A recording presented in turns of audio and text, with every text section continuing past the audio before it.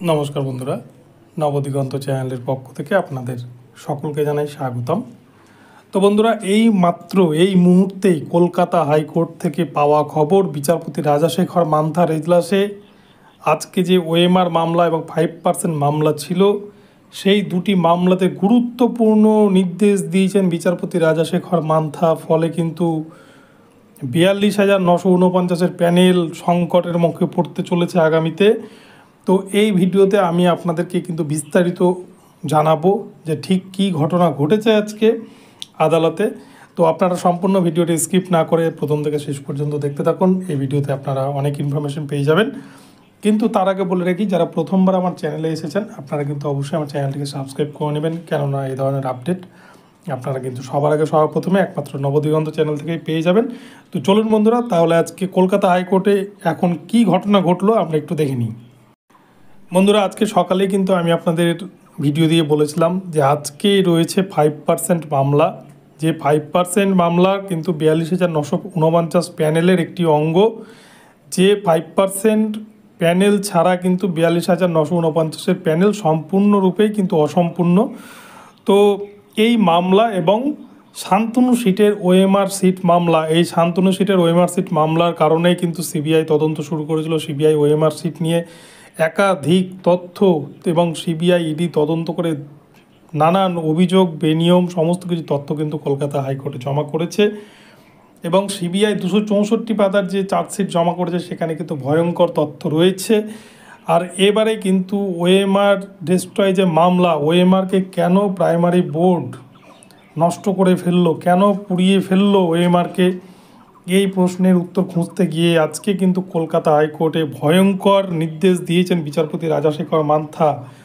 আমরা এর আগে যেমন প্রাক্তন বিচারপতি অভিজিৎ গাঙ্গুলির গলায় এ ধরনের দুর্নীতির বিরুদ্ধে আওয়াজ শুনেছিলাম, ঠিক আজকেও কিন্তু ঠিক রাজাশেখর মান্থার এজলাসে বিচারপতি রাজাশেখর মান্থার কণ্ঠেও কিন্তু সেই ধরনেরই আগ্রাসী মনোভাব শুনতে পেয়েছি।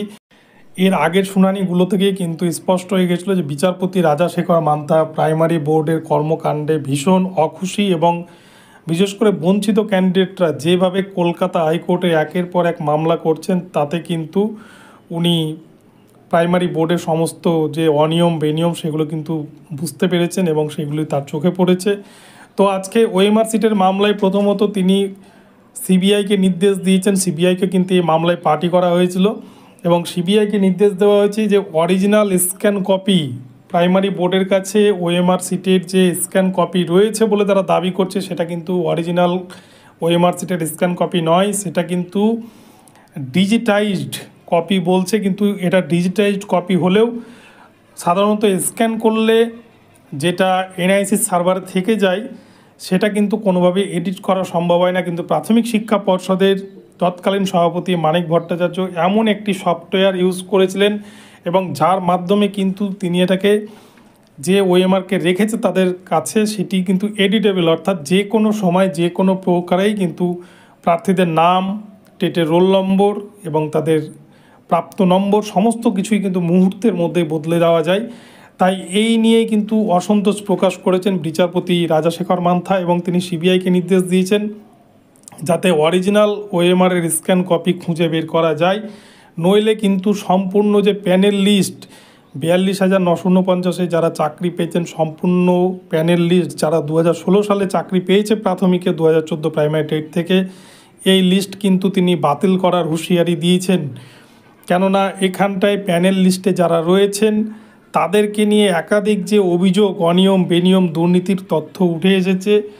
এই অরিজিনাল ওএমআর সিট ছাড়া কাঁকড় আর চালকে কিন্তু বাঁচা সম্ভব নয় বলে আজকে মন্তব্য করেছেন বিচারপতি রাজাশেখর মান্থা। তাই তিনি সিবিআইকে কড়া নির্দেশ দিয়েছেন যে যেন তেন প্রকারে হোক না কেন অরিজিনাল ওএমআর সিট কিন্তু বা অরিজিনাল ওএমআর স্ক্যান কপি তাদেরকে কোর্টে জমা করতে হবে এবং তার উপরেই কিন্তু 2016 সালে নিয়োগ হওয়া 42,949 শিক্ষকের ভাগ্য নির্ধারণ করবে, নইলে কিন্তু আগামীতে এই প্যানেল সম্পূর্ণরূপে বাতিল করে দেবে কোর্ট বলে জানিয়েছেন বিচারপতি রাজাশেখর মান্থা। এবং তার সাথে সাথে এই ওএমআর সিটের মামলার গেরোয় কিন্তু আটকে গেল 5% মামলা। আজকে যে 5%-এর মামলা ছিল আপনাদেরকে বলেছিলাম যে 5%-এর মাধ্যমে কিন্তু 2147 জন ক্যান্ডিডেটের এই প্যানেলে থাকার কথা। স্বাভাবিকভাবে যখন কোনো রিক্রুটমেন্ট প্রক্রিয়া চলে, সেই রিক্রুটমেন্টের যে মেধা তালিকা বেরোয়, সেই মেধা তালিকার সাথে কিন্তু একটা 5% অ্যাডিশনাল লিস্ট বের করতে হয়।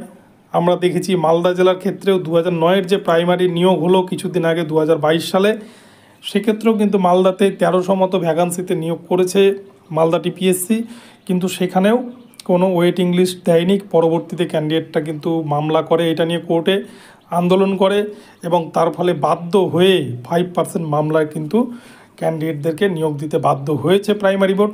তো এইখানেও সেই 2147 জন ক্যান্ডিডেটের কিন্তু নাম থাকা, যারা মেধা অনুযায়ী এই প্যানেল লিস্টে থাকতো। এবং নন জয়নিং যে সিট 42,949 প্যানেলে যেগুলো নন জয়নিং সিট বা অবশিষ্ট সিট ফাঁকা থেকে যায়, অর্থাৎ একজন প্রার্থীও যদি জয়েন না করে, সেই জায়গায় কিন্তু 2147 জন সিটের মধ্যে থেকে ক্যান্ডিডেটদের নেওয়া হতো। কিন্তু এটার ক্ষেত্রে অনেক অনিয়ম বেনিয়ম। অ্যাকচুয়ালি 3140 জন ক্যান্ডিডেটকে কোনো নিয়ম ছাড়াই মেয়াদ উত্তীর্ণ প্যানেল থেকে অনিয়ম করে কিন্তু নিয়োগ করেছে তৎকালীন পর্ষদের সভাপতি মানিক ভট্টাচার্য। 2016 সালে এই 42,949 নিয়োগ হয়ে যাওয়ার ঠিক 1.5 বছর পর 2018 সালে দেখা গেল 2208 জনকে নিয়োগ করে ফেলেছে। আবার 6টা টিপিএসসিতে দেখা যাচ্ছে যা ভ্যাকান্সি ছিল প্রাইমারি বোর্ডের, তার থেকে অতিরিক্ত 932 জনকে নিয়োগ করে ফেলেছে। সব মিলিয়ে এই সমস্ত যে দুর্নীতির তথ্য আজকে কলকাতা হাইকোর্টে বিচারপতি রাজাশেখর মান্থার এজলাসে ছিল। আমি আপনাদের বলেছিলাম সকালেই যে শুধু 5% এবং ওএমআর মামলায় নয়, এর সাথে কিন্তু আরও বিভিন্ন রিলেটেড মামলা সব মিলেমিশে এক হয়ে সব মামলা কিন্তু ট্যাগ হয়ে একসাথে শুনানি হয়েছে, এবং যার ফলে কিন্তু বিচারপতি রাজাশেখর মান্থা এরকম কঠোর নির্দেশ দিয়েছেন সিবিআইয়ের উদ্দেশ্যে। ফলে 42,949 প্যানেল আগামীতে কি হবে সেটা কিন্তু বলা মুশকিল, কিন্তু এর ফলে কিন্তু বিপদে পড়তে চলেছেন অনেক ক্যান্ডিডেটরাই। এবং সিবিআইয়ের যে চার্জশিট, সেই সিবিআইয়ের চার্জশিট কিন্তু এবারে গুরুত্ব পেতে চলেছে বিচারপতির এজলাসে। আগামীতে কিন্তু এই সিবিআইয়ের চার্জশিটে যাদের নাম থাকবে বা নাম পাবে আদালত, তাদের বিরুদ্ধে কিন্তু কঠোরতম ব্যবস্থা হয়তো নিতে পারে আদালত। তো আজকে কলকাতা হাইকোর্টে এই ওএমআর সিট মামলার কারণে কিন্তু 42,949 যত মামলা ছিল সমস্ত মামলায় কিন্তু এক প্রকার ব্যাকফুটে চলে গেল বলা যায়। কেননা ওএমআরই মেন, যেটা রিটেন পরীক্ষা, যে রিটেন পরীক্ষার উপর ভিত্তি করে যেটা হবু শিক্ষকদের যোগ্যতা নির্ণয় করা হয়, সেই পরীক্ষাতেই যদি গলদ হয়, সেই পরীক্ষার যদি ওএমআর সিট বা উত্তরপত্রই না থাকে, তাহলে কিসের ভিত্তিতে মূল্যায়ন করা হবে, এই নিয়ে কিন্তু একটা প্রশ্নচিহ্ন থেকে যায়। এবং যার ফলে কিন্তু বিচারপতি এমন কঠোর নির্দেশ দিয়েছেন। ফলে 32,000 বা 42,949 প্যানেলের সমস্ত মামলায় কিন্তু এখন নির্ভর করছে এই ওএমআর মামলার উপরে। তো বন্ধুরা, এখন এই পর্যন্ত রইল আপডেটটি। আমি আপনাদেরকে আপডেটটি ইমিডিয়েটলি জানালাম। আপডেটটি ভালো লাগলে আমার চ্যানেলটিকে সাবস্ক্রাইব করে আমার ভিডিওতে কিন্তু লাইক শেয়ার কমেন্ট করতে ভুলবেন না। ধন্যবাদ। প্রতি মুহূর্তে চ্যানেলে নজর রাখুন, নতুন নতুন আপডেট আপনাদের দিতেই থাকবো। সকলে ভালো থাকবেন।